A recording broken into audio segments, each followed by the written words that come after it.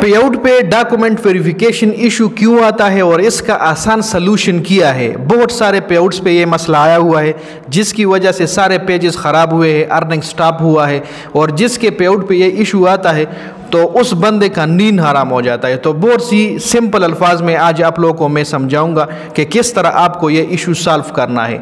बिल्कुल simple trick है, बिल्कुल आसान तरीका है अगर आपका पे आउट ओरिजिनल हो। अब ओरिजिनल पे आउट कैसा होता है और नॉन ओरिजिनल अकाउंट पे आउट किस तरह होता है, तो ये भी मैं आज आपको इसी वीडियो में कवर करूंगा। सबसे पहले तो हम ये डिस्कस करेंगे, देखो ये मसला वेरीफाइड डॉक्यूमेंट्स टू रिसीव पे आउट्स।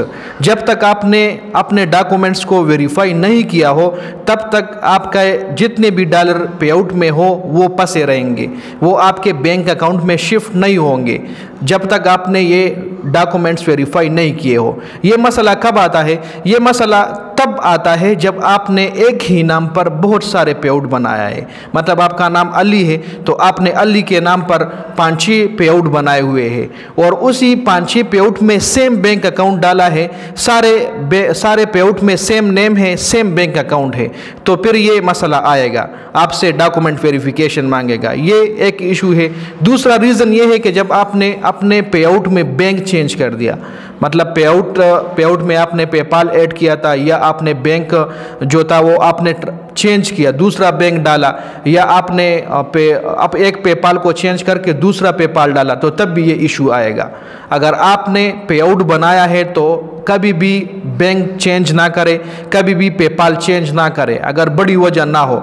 जब भी बैंक चेंज करोगे, जब भी पेपाल चेंज करोगे तो आपको यही मसला आएगा। तीसरा जो रीज़न है इसका, इसी मसले का, कि अगर आपने पे आउट अली के नाम पे बनाया है और आपने उसी में बैंक अकाउंट किसी और का डाला है, पे आउट अली के नाम पे है, बैंक अकाउंट आपने जमाल का डाला है, कमाल का डाला है, तो फिर भी ये इशू आएगा, आपसे डॉक्यूमेंट वेरिफिकेशन मांगेगा। तो इन 3 रीज़न से बचे। इन 3, आपने जब पे आउट बनाना हो तो same name, same bank account, same profile ID, ये तीनों अगर सेम हो तो फिर ये मसला नहीं आएगा। ये मसला तब आता है जब आपने एक नाम पर 5-6 पे आउट बनाए हो। ये मसला तब आता है जब आपने बैंक चेंज किया पे आउट के अंदर, या पेपाल चेंज कर दिया, तब आएगा। या आपने बैंक पे आउट किसी और नाम पे है और बैंक अकाउंट किसी और नाम पे है, तब ये मसला आएगा। अब इसी मसले का हल क्या है? इसी मसले का हल है लेकिन ओरिजिनल पे आउट के लिए। लेट सपोज मेरा नाम जुनैद खान है तो मैंने पे आउट बनाया है जुनैद खान के नाम से, और जो बैंक अकाउंट मैंने इसमें पे आउट में डाला है वो भी जुनैद खान के नाम से है।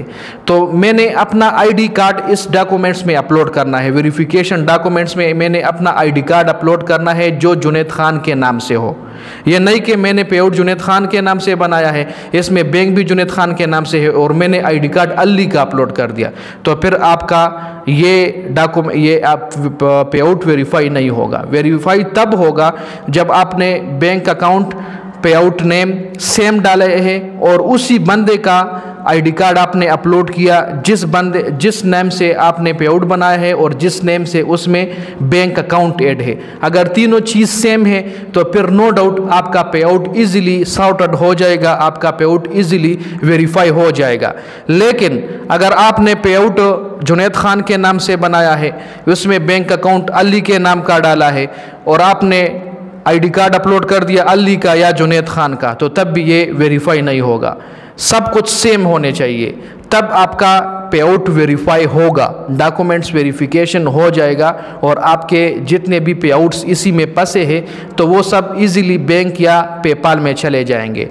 तो इन बातों का ख्याल रखना है।